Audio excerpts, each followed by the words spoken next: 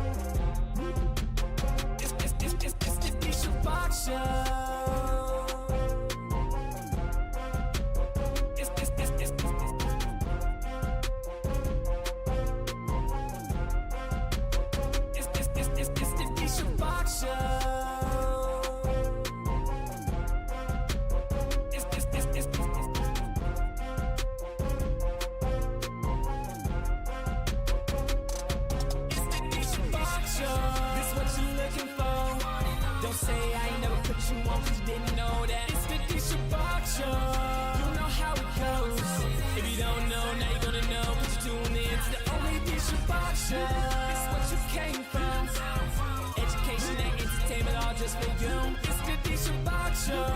Why you stuck on 25? We reporting live from the fofo just to let you know that it's the Shabach show.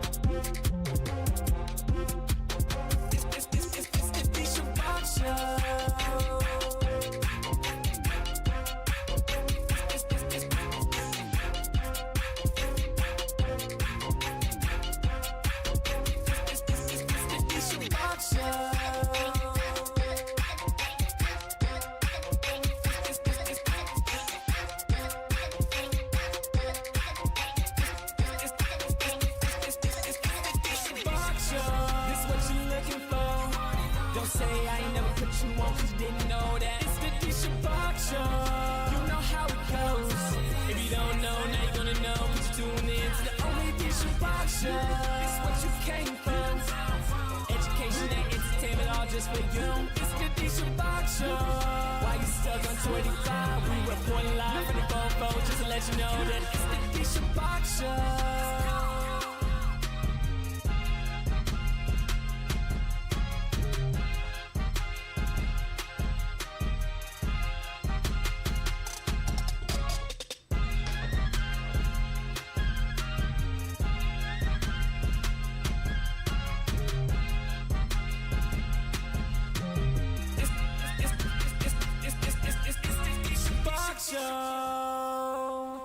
What's up, people? What's up, people? What's up, people? It is your main man, D Shabach, and we are back live at it again.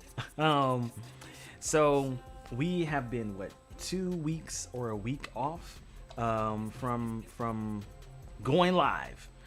There has been a lot of changes and shifts, if you can't tell just from the background alone. And God is good. God is absolutely good. Those of y'all who are tuning in on TikTok, y'all are seeing what Twitch and YouTube sees. I'm gonna eventually get it back right to where it's vertical, but I feel good. Hopefully y'all can hear me well. I am trying a different microphone setup, so hopefully this goes well. TikTok allowed me to start streaming again from my software that I use, because before it was, then it stopped, then it was again, then it stopped again, and so now I'm able to have less bandwidth power. So hopefully it looks good and sounds good on y'all end. But I feel good. I am eating pizza that I had from last night. I got like a whole large box of pizza that I had for dinner, and then I had it for lunch. And now it's like the last slice I was eating as a snack. I'm going to cook dinner. I'm going to cook. At least I think so. We'll see. Man, I'm telling you, when life be lifing, you do not be feeling like cooking. Man, because especially someone like myself, I like to cook. I'm not the best cook. I'm not like a chef and all that. I'm not like Desmond, from Christy and Desmond. Anyway, I am a cook. I like to cook. And sometimes cooking takes a while. So for instance, I have downstairs some turkey legs or turkey wings that I want to cook. There's a few ways I could do it. Either I can put it in the crock pot and have it just cooking all day, but that's going to take too long. Or what I'm probably going to do is bake it. Put some marinade and put some sauce and everything, pop that in there, and then just marinate it while it's cooking. And that's probably going to take about 2 hours, right? And so by the time I finish this show, it's going to be 5 o'clock. That means I got to start cooking. And then that means it's going to take 2 hours from the time that I start cooking. So by that point, I could have just went up the street and got something. That's why I'd be like, do I really be wanting to cook? Because time is money and money is time. And even though it takes more money to eat out, it's like, well, it is a little easier. Excuse me. But I feel good. Hopefully there will be more content, more consistency, as things go along. Someone said you unfollowed me for why? What you mean? I don't know. I have to see. I would say this. When it comes to follower count, I really don't like social media and how the following count does. It is like a max number of 10,000 people. So you have to start unfollowing people just to follow new people. And everyone feels some type of way if you unfollow them. You can't unfollow anybody, but you got to follow somebody. So I don't know. Anyway, I feel good. We have a lot of good topics today. One of the topics that we're going to be talking about is men and women are on the same team. There are too many men and women who argue with each other, and it's like, listen, we're all fighting for the same team, especially when you're black, especially when you are black. We have too many systemic things that are trying to tear us down, too many systemic things that are trying to keep us apart, too many people who are not like us who are trying to keep us apart, right? And this is one of the reasons that we have to be on the same team. And so I really hope that we can approach this conversation with maturity, with love, with consideration, with understanding. Because are we having the same conversations over and over again? Yes, but we haven't gotten anywhere with it. We've been in the same place doing the same things, and there's got to be some type of shift. There's got to be some type of change. So what is that change? I want us to figure this out. So tap in. Okay, don't lean away from the conversation. All right, men and women are on the same team. Now, I wonder what y'all think, or where y'all think this is about to go. I already know that y'all are not gonna like this, but I hope y'all stay tapped in because this is a good conversation. So let's tap into it. Oh shoot, I done took off the thing. All right, we're gonna keep pushing. I pushed the wrong cue. All right, here we go. Men and women are on the same team. So this is a video that I saw Ryan Coogler opens up about how broke he was when he first took his wife, Zinzi, to Miami and admits it wasn't easy. It's hard work to have a woman that hot and be broke.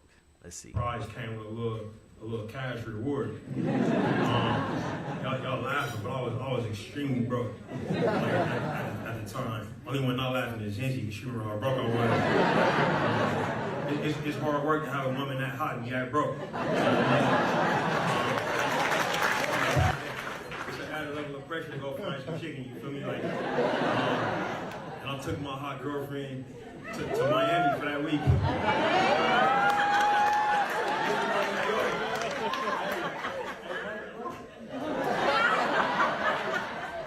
This was like Plies, Miami, when everybody was riding on them 30-inch donks and shit. And I'm extra broke. I'm flat broke. You know what I mean? I'm like, I'm at the check-in and shit, like trying to get my bag and hoping there's some food in there. And I didn't know that prize came with a little cash reward. So essentially, he was saying that his girlfriend, Zuri at the time, I'm sorry, her name is Zinzi. He was essentially saying that she and him went to Miami. He was broke, right? So how does a relationship go when you're broke? How does a relationship sustain when you're broke? It can, and it does, and it has happened, right? I think Ryan Coogler and his wife Zinzi, Denzel Washington, Samuel L. Jackson, and there's a lot of other people in Hollywood who has made it. Celebrities who we feel like, hey, they are successful, they have done something great, they have made it. But a lot of these celebrities started off broke. If you know anything about the industry, there takes money to put into the industry, and then there takes money that you have to take out, right? There's so much when it comes to finances. So when you're trying to build something up, you need someone who is understanding, like, hey, we may have to be on the struggle bus for the next few months, for the next few years, so you can do this thing, so you can do that thing. And it's not just a man to a woman thing, it's also women to men thing, right? But it's about being on the same team and understanding we have a vision and a goal of where we're trying to go, right? Where are you trying to go, right? I had this epiphany the other day. I'm an entrepreneur. I am an entrepreneur. From videography, photography, editing, engineering. Engineering is when I do sound work, when I do AV work, I DJ as well, and then content creation. All of this stuff takes money. All the equipment, all of the softwares and the subscriptions. It takes money to make this work. Also, it takes money to hire people. When I am having to do an event, right? And say they're like, hey, we need 4 videographers. We need someone who's going to control the projectors or the visuals. We need this, we need that. I then have to outsource. I'm not a one-man band. Why does all this matter? It's because when you are on the come up, you may have to figure out how you can rob Peter to pay Paul, except more so borrow from Peter to pay Paul. You have to figure out how to do things. And you can't have a partner who is looking at you like, well, where's my money? Where's my cut? Well, if you want to cut, you can come work for me. You can come be one of the editors. You can come be one of the camera people. But ma'am, this money has to go into the business. This money has to go into more equipment, right? So specifically from the idea of someone like a Ryan Coogler, specifically from the idea of a Denzel Washington, from the idea of someone like a Tyler Perry. You heard his story. Now, granted, I think he was single when he was homeless in the car and etc. And a lot of times people say, well, that's why you have to get your life together before you start dating. And I'm like, well, everyone is not fortunate for that. I don't know how long I'm going to live. Maybe I'm going to die at 80. So if it's not going to take me till I'm 40 for things to pop off, now half of my life has to be without love. So it becomes complicated when we put these principles. Is it a good principle to get your life together before you get into a relationship or before you get married? Absolutely. But it's not realistic, right? And what happens is that we are pushing the time further and further away. And then people have to choose between love or their goals, their dreams, their desires, between love, right? And that's just me as an entrepreneur. There are other people who are doctors, right? They have to go through so many years of schooling. And while they're doing this, a lot of them are having to figure it out, right? They're not making the money. Lawyers, same thing, right? Especially if you're having to start off as a public defendant, maybe you didn't go right into a firm. Even if you did go right into a firm, more than likely you're starting off as an intern and you got to build yourself up, right? Does the type of career that you're choosing allow you to immediately tap into love? Most people's career, you need to build up. It takes some time, right? So now I have to choose between love or my career. And this is why people say, oh, choose your career, choose your career. But you don't know how long it's going to take for that career to pop off. Even with medical school, that's a minimum of 8. I've heard the max of 10, I think, right? All of these things requires time and patience. But whose time, whose patience, right? That is really what it goes to. I know that this is what I want, and I know I have a plan. I'm ambitious, and I have a goal that I've set, and I'm going to go for it. But are you willing to ride with me with this goal that I've set? Right? That is my biggest concern with how we operate, right? Yes, should men pay for things? I don't know if should is in the cards, but can men pay for things? Yes, absolutely. But is it realistic, right? And then what is your age? Because when we're talking about 20-year-olds, to anywhere from 20 to 29, right? When we're talking about 20-year-olds dating, where's your money? Right? Especially in 2026, where most of us, like myself, you're having to live with parents because, hey, maybe you have a car note, maybe you have insurance, maybe you have this, maybe you have that. And it's like something got to give. So let me just move back in with parents. Let me just move back in with relatives. Let me roommate. Let me figure something out.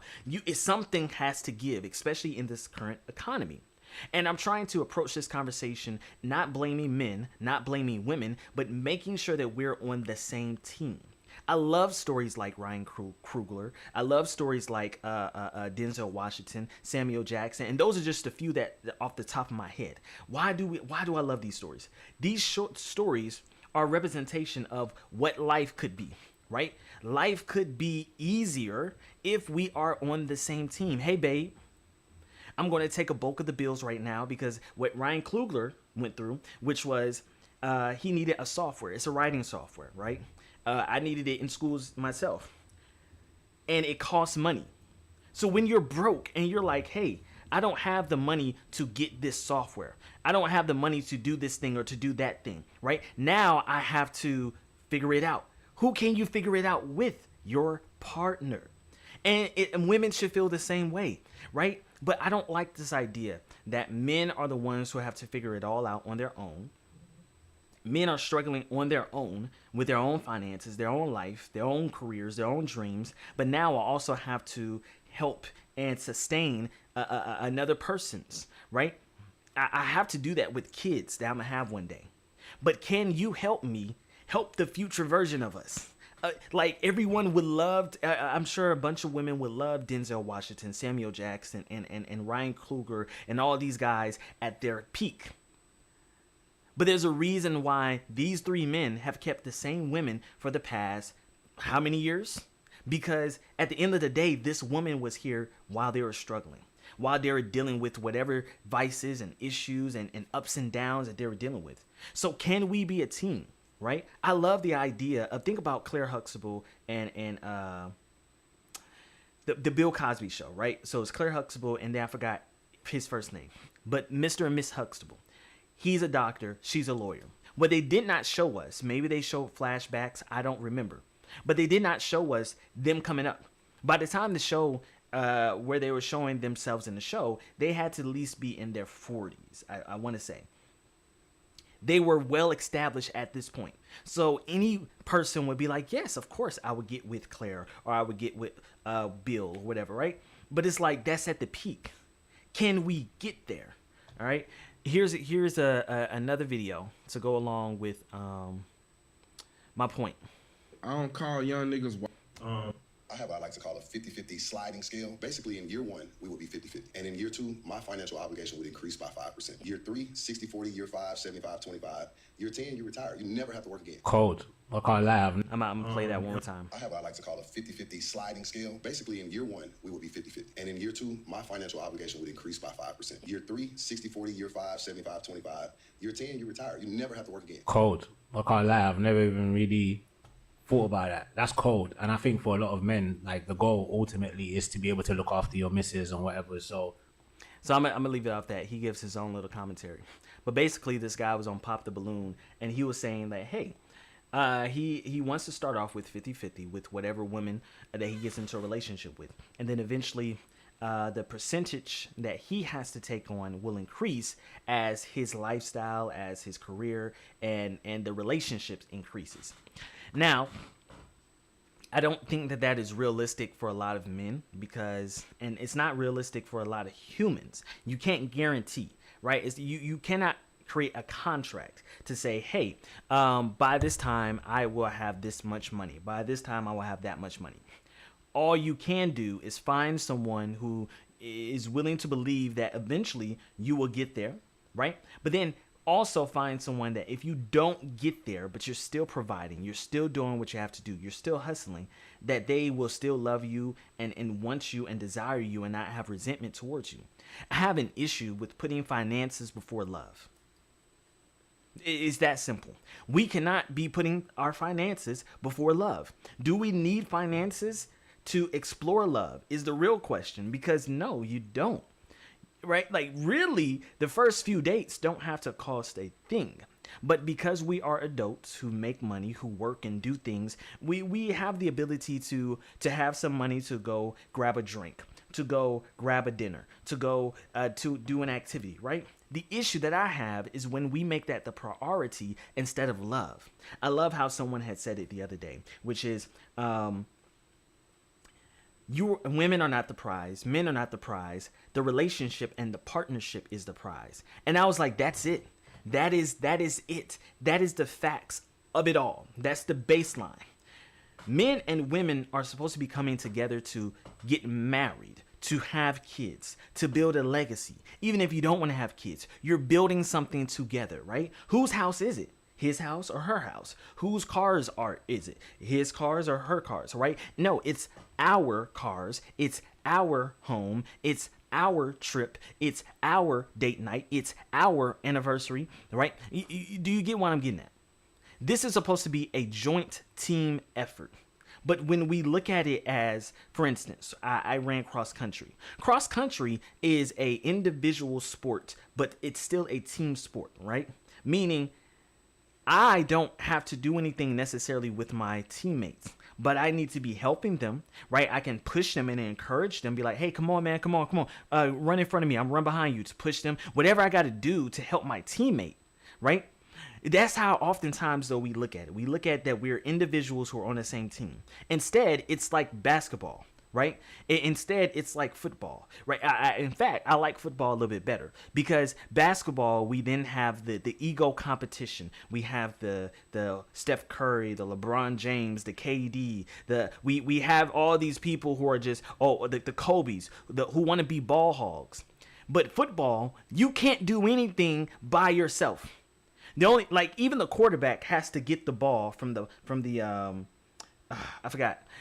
one who has to give him the ball, right? Like, the quarterback may be even able to run the touchdown, but he can't. It's not the wisest thing for him to do. He has to pass the balls, right? He needs the defenders to defend him while he's in the pocket. He has to be able to have multiple receivers open, right? He has to be able to have his running back right there in case he needs him, right? It's a team effort, guys. And my thing is, can we start approaching these conversations in a more realistic manner? What is realistic, Shabach? Realistic is, hey, I can't do this on my own. I can't put our kids into a charter school on our own. I can't pay this nice house mortgage on our own. I can't do this stuff on my own. I need a partner. So then, should I change my sexuality and give it a man because another man is willing to be a partner? Because he understands the value of working to a goal, together to a goal? Or can I find that in a woman?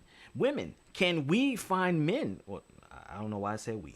Women, can y'all find men who desires to build a life and a legacy, who has ambition, who is driven, who wants to hustle, right? Because it seems like we've gone from one extreme to the other. Oh, I don't want a bum. So that means you got to get with the rich man? Is that security? Sure, maybe. I don't know. Depends on your own morals and values. But I prefer not to be with the richest person who may or may not treat me the best, and be with someone that I'm able to know, hey, maybe you don't have all the money in the world, but you're ambitious and you're going to love me down to earth, up and down, right?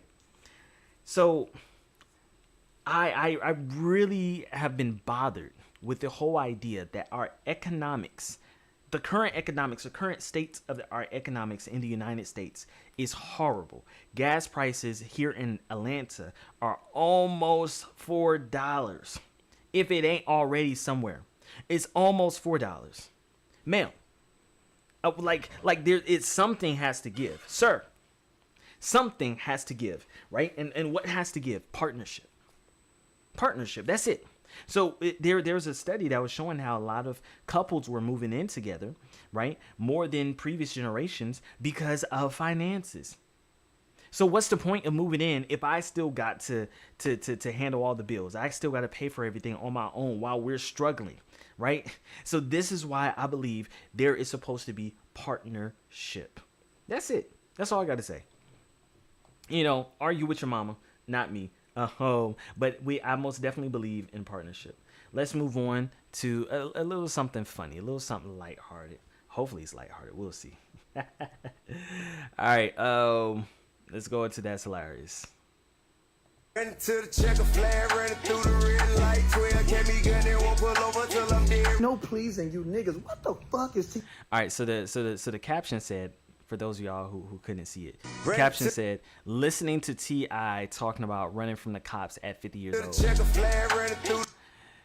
So I didn't know T.I. was 50. That's crazy. All right. What is T.I. supposed to rap to you about? You can't relate to nothing he live in real life. You can't relate to his stocks, his credit score, his business moves, nothing. He's supposed to rap about that type of shit. What do you want, some mature shit? I know you don't, because when Jeezy tried to rap mature shit, y'all said he was lame. Where the snowman at? Let him rap about his fake shit, nigga. Rap is fake, R&B is fake, wrestling is fake, your bitch ass fake, LeBron James lying is fake. We deal with enough real shit in real life. Let us fantasize a little bit. Damn. So I wholeheartedly agree. And there's a thin line with it, right? There is a thin line when it comes to men who graduate from how they used to rap, right? Jeezy, T.I., several other artists who have Jay-Z. They started off with the drug type rap, right? They were talking about, there was trappers, right? They was doing the trapping.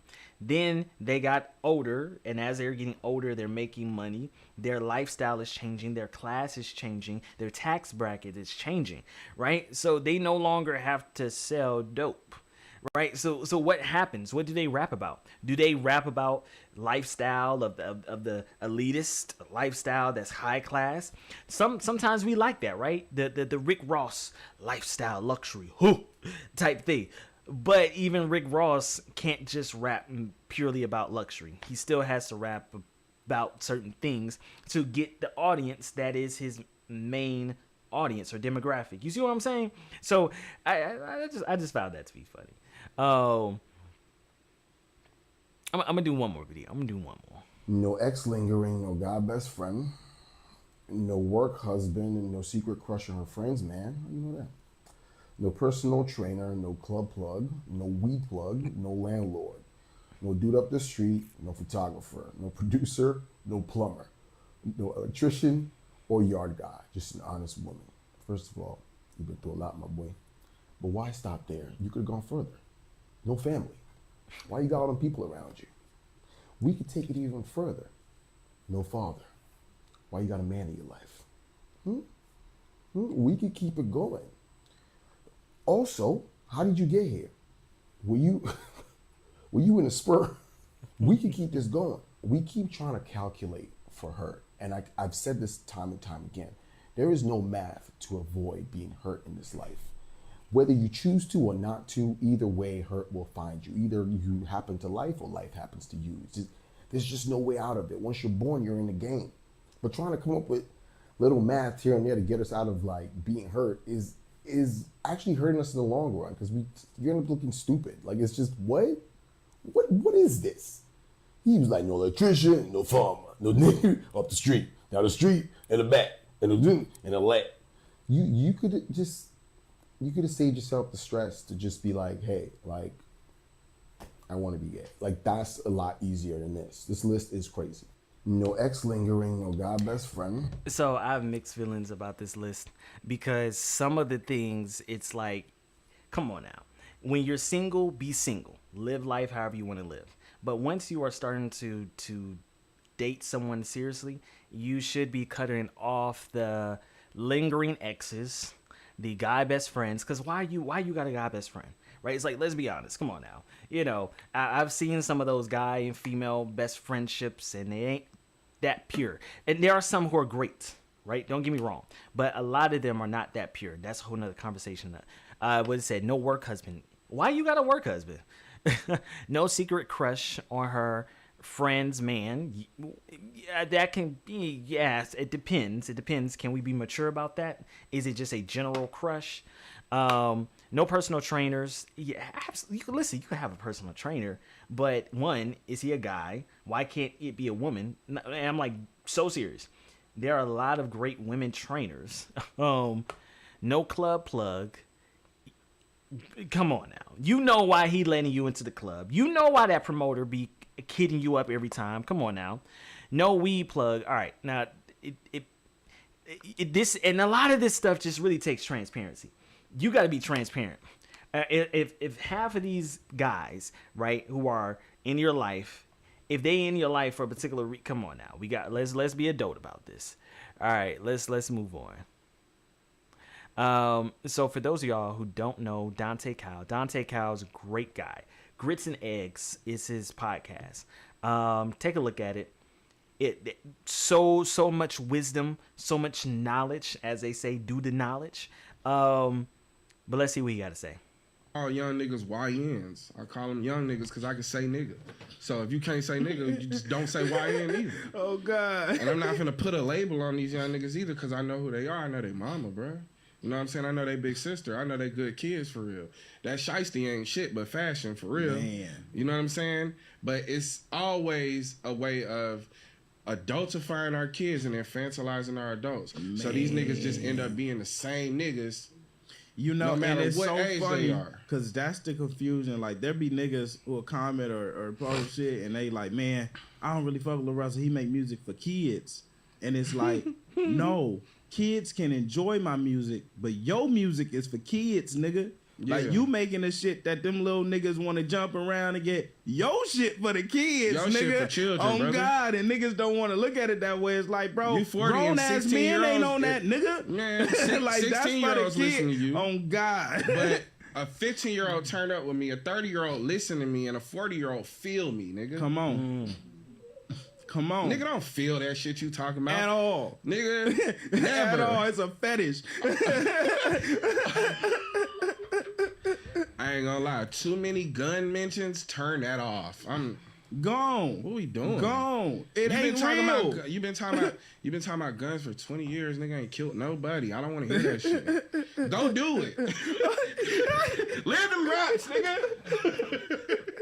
In a real way though. Oh God. Because then it's like, at least we know it's real, and we know, all right, nigga, I really don't fuck with you. Yeah.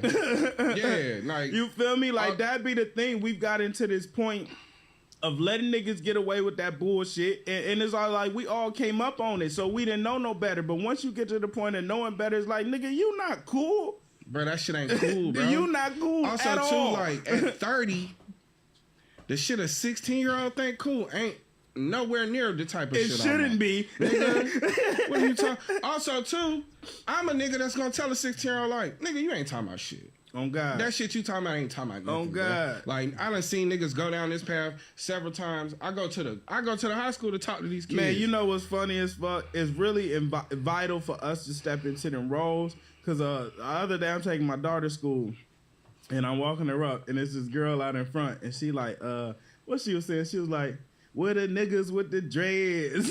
Where the niggas? And I looked at her, I said, cut that out.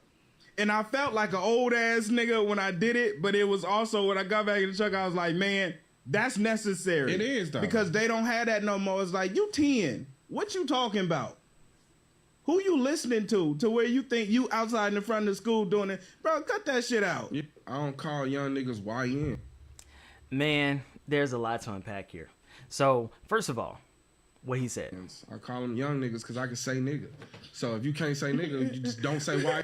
So, I always hate how when we create something, right? As black people, we create something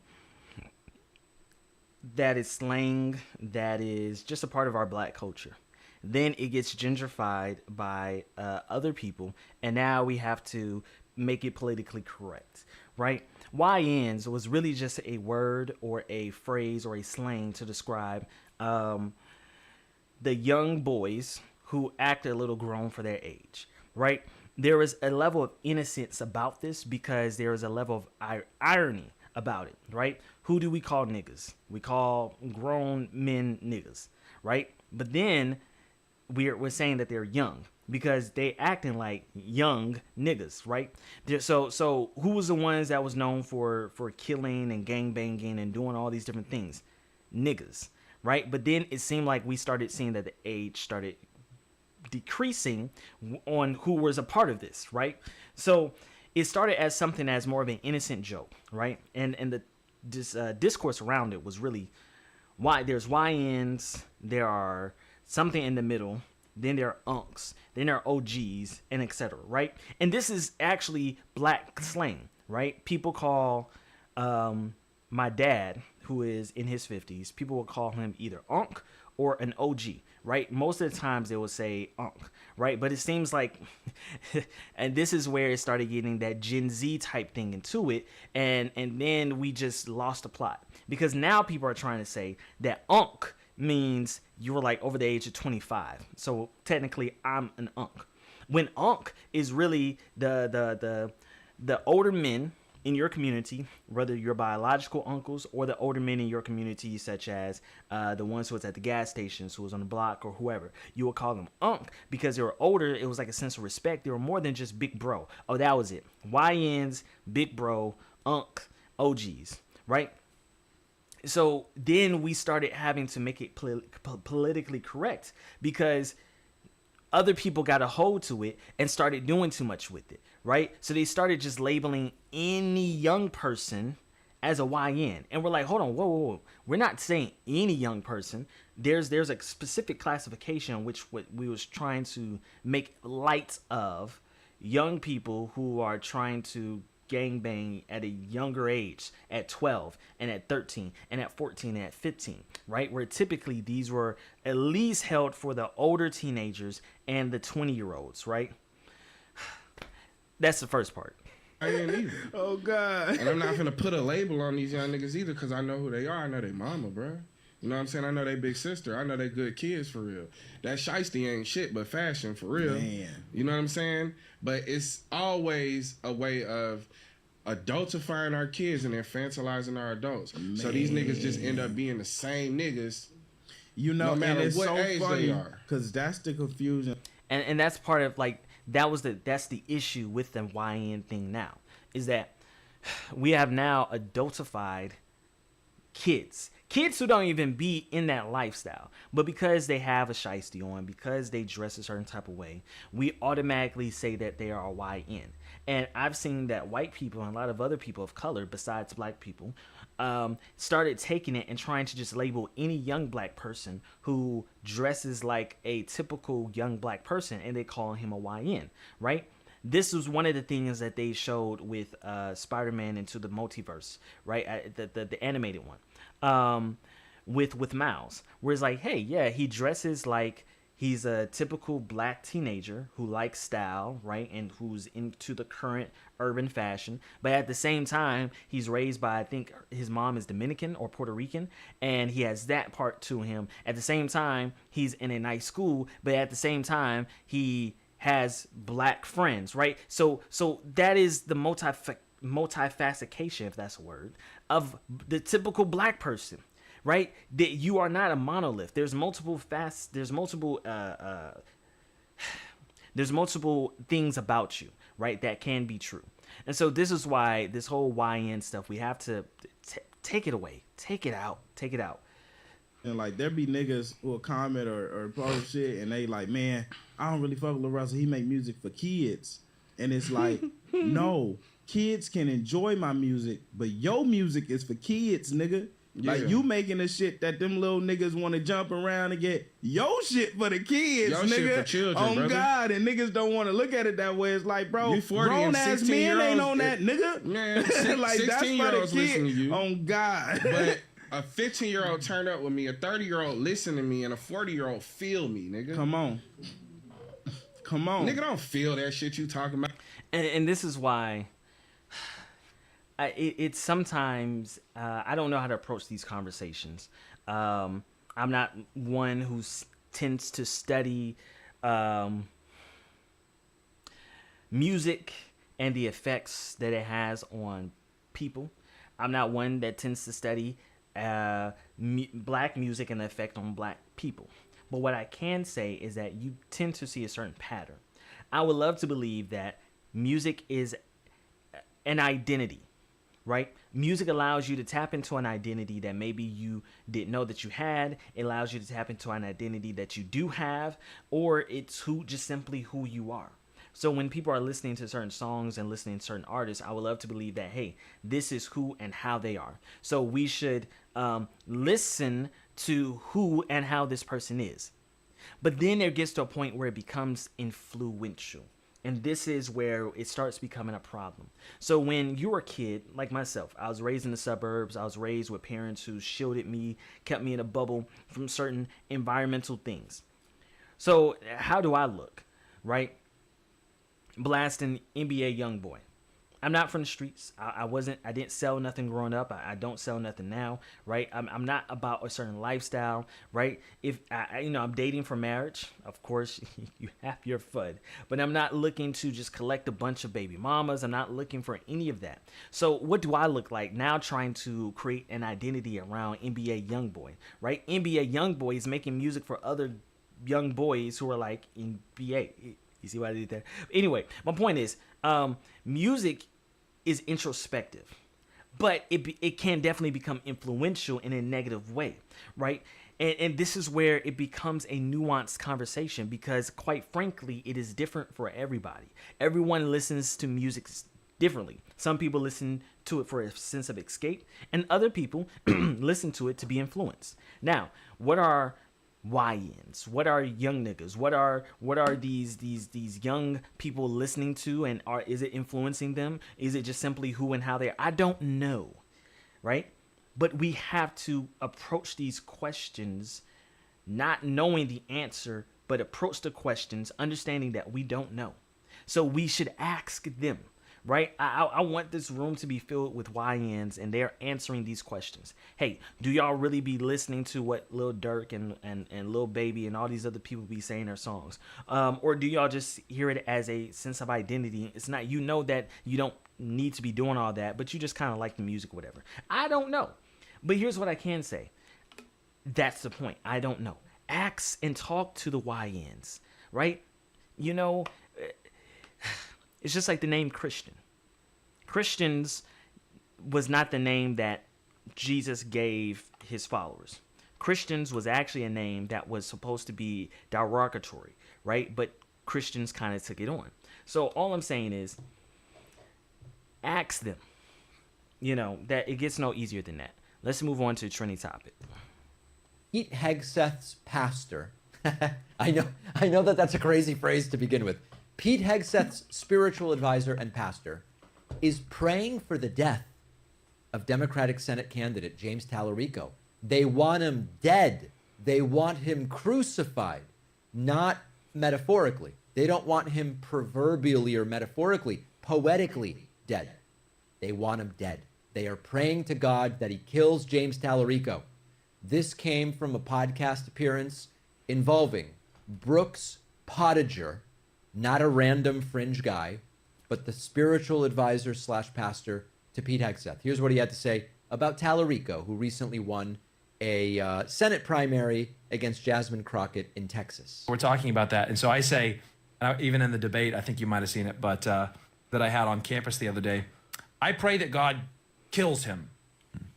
Ultimately, that means killing his heart and raising him up to new life in Christ. That's the first thing. We want him crucified with Christ. That's exactly I right. want him to be, I think, Saul of Tarsus. Isn't that nice? This is Tallarico of Tarsus. Yes, That's what I want. Who would say, I was holding the garments while they stoned Stephen, and now I'm that's what we want. Yes, we want death and new life, right? And if it would not be within God's will to do so, stop him by any means necessary, oh God. Right. Wow. The complete and total dehumanization of your enemies. These guys are dangerous, okay? If you look at history, you don't have to look very deeply. If you just take a casual once-over of history, you see that when they start dehumanizing their adversaries, things get very ugly very quickly. Now, what is fascinating is to look at the response from James Tallarico, who, again, recently won his Democratic primary and will be facing off against whoever wins the Republican runoff in Texas. Tallarico might have been expected to respond with threats, but Tallarico's not really a threats kind of guy. You might have said, well, I'm sure Tallarico responded to these clowns with insults, right? I mean, they are clowns after all. Nope, Tallarico is not an insults guy either. James Tallarico's response was that he still loves them. In fact, he said on Twitter, quote, Jesus loves, Christian nationalism kills. You may pray for my death, Pastor, but I still love you. I love you more than you could ever hate me. Listen, you might not like Tallarico's politics. You might not like his tax policy. You might disagree with James Tallarico on LGBT rights.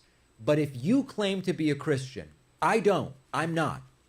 If you claim to be a Christian and your options are, I pray that God kills him, or you may be praying for my death, Pastor, but I still love you. Who's the real Christian there? Who's really putting forward the gospel of Jesus? Is it the one hoping for the death of others, or the one spreading love? Now, I'm a cultural Jew. I'm not a Christian. Jews don't proselytize. Christians do. If Christians are proselytizing to their views, which of these views is more accurately representative of what Jesus would have taught?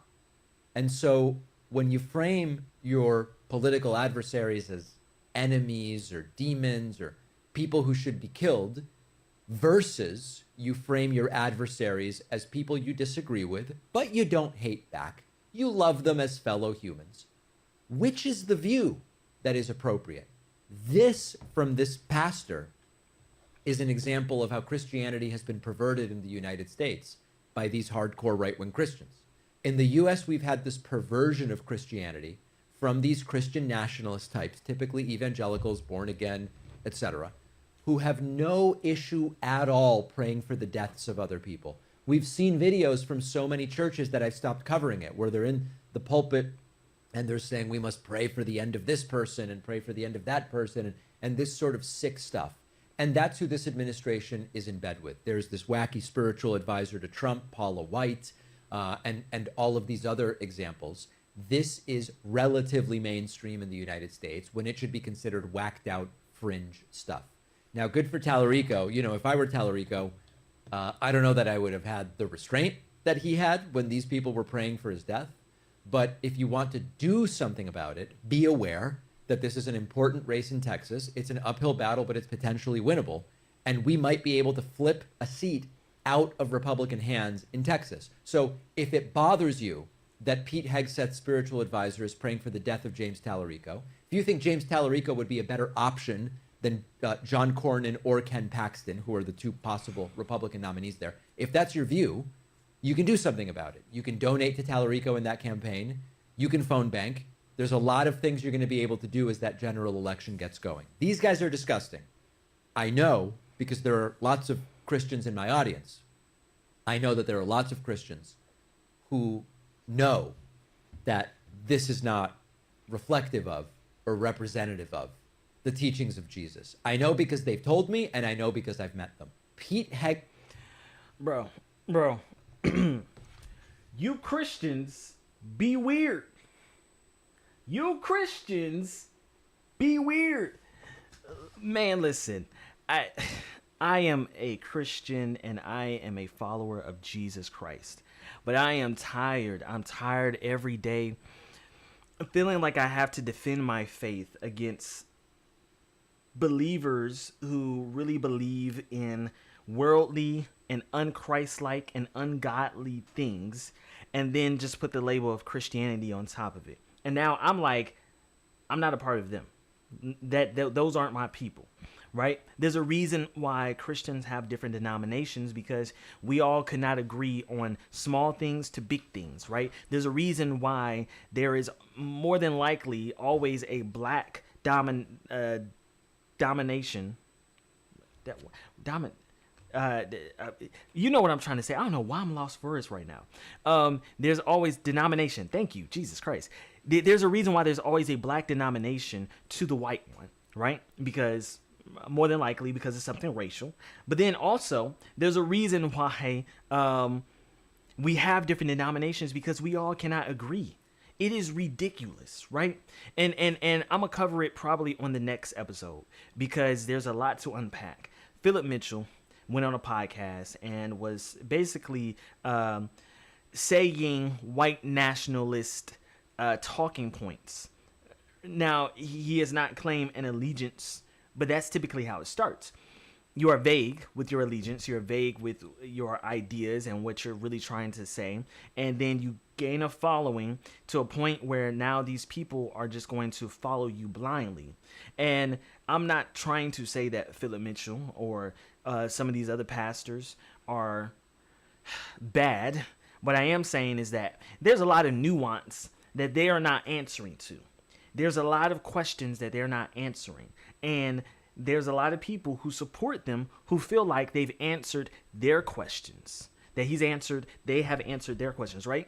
And there's other people like myself who I'm just confused. And now I'm like, I have to make a choice. I have to make a decision. I have to make a stance where, am I supportive of this or am I not? I have to make a choice off of what I'm hearing. And what I'm hearing is anti-Christ. It's not the teachings of Jesus.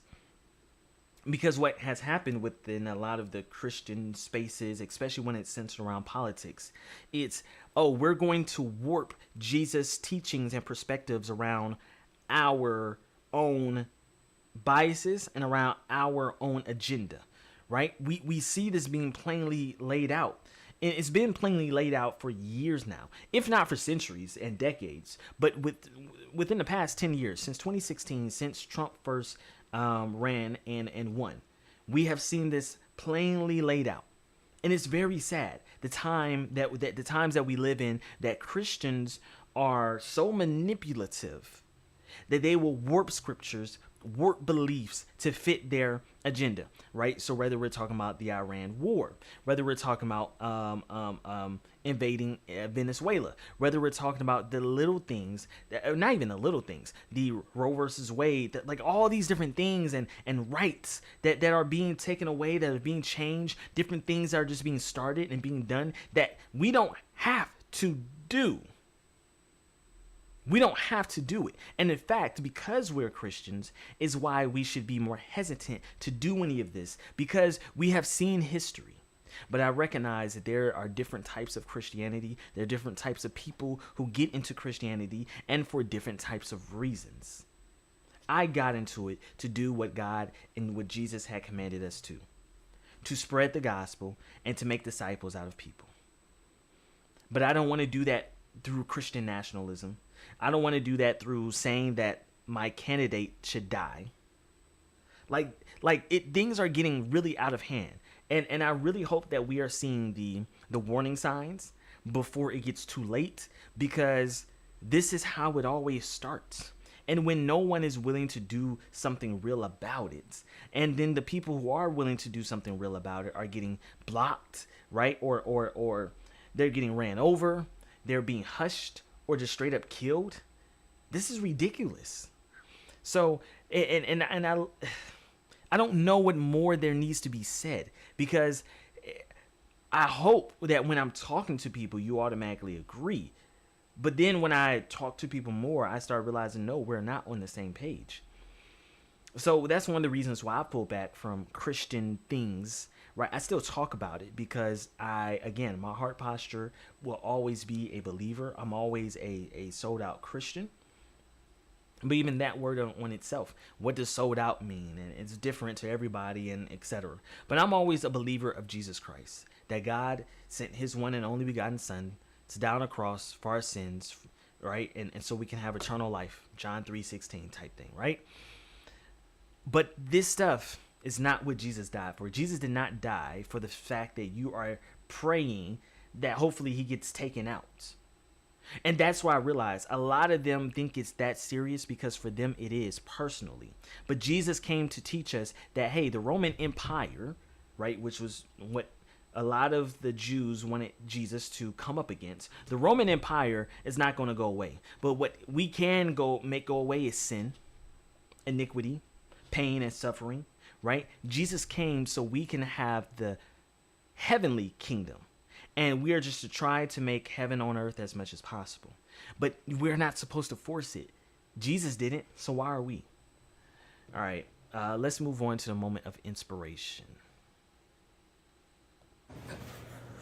A lot of women don't realize this. You think in your mind that you're being patient, loyal, supportive, but what you're really doing, you're making a deal. If I heal you, you'll heal me. If I love you enough, you'll finally love me back. If I fix you, you'll fix what's broken in me. That's not love, that's a transaction. So you're not choosing him, you're choosing the hope that he'll become the proof you're worthy. And let me say this very clearly. The problem isn't that you want love. It's not the problem. The problem is you're outsourcing your healing. When you need someone else to change so that you can feel okay, you're not in a relationship. You're in a project. And projects, as we all know, do not create safety. They create exhaustion. When you heal yourself first, you stop needing men to become something for you.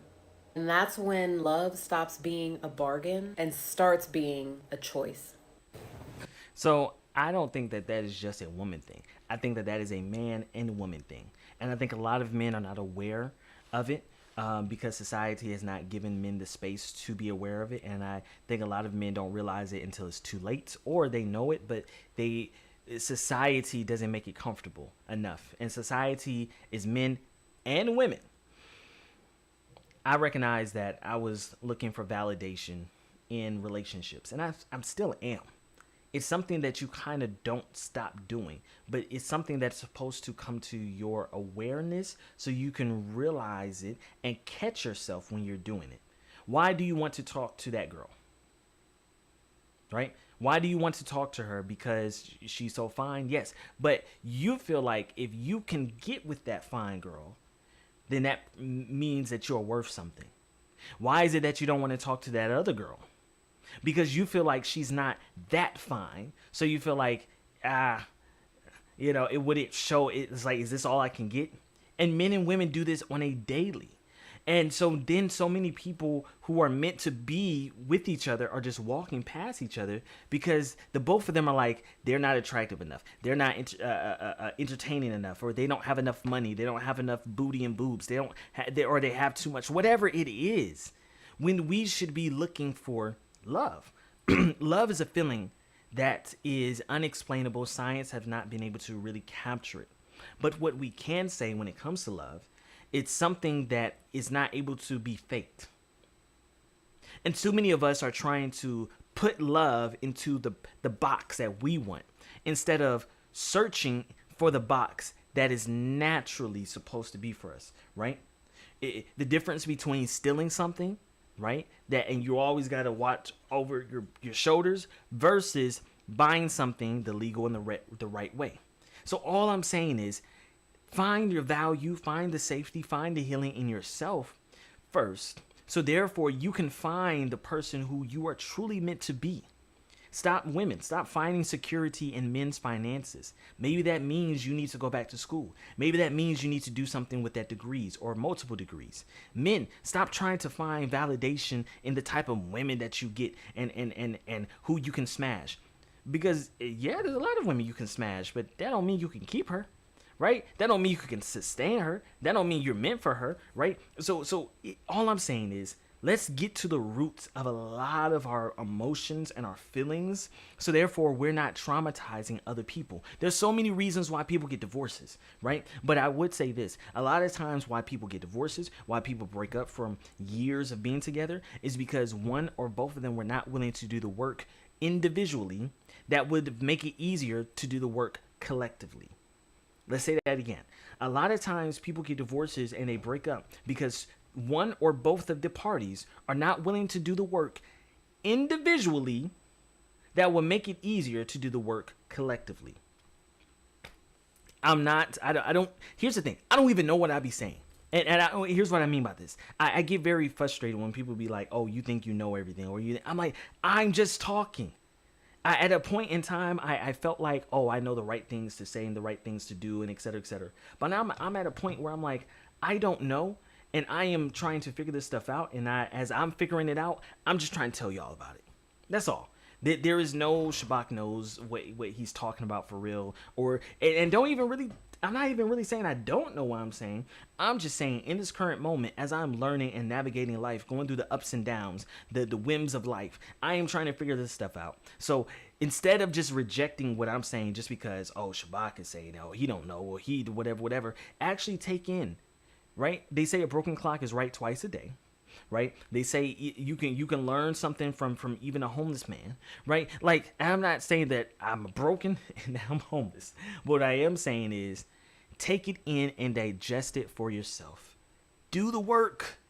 Do the work. That may be the phrase that I'm going to end things on with, right? Going forward. Do the work, right? Do the eternal work. Do the outside work. Do the financial work. Do the mental work. Do the work, all right? And until next time, I have much love. I pray that all y'all have a good day. Please stay safe out here as it's getting hot. Things are getting hot. But peace.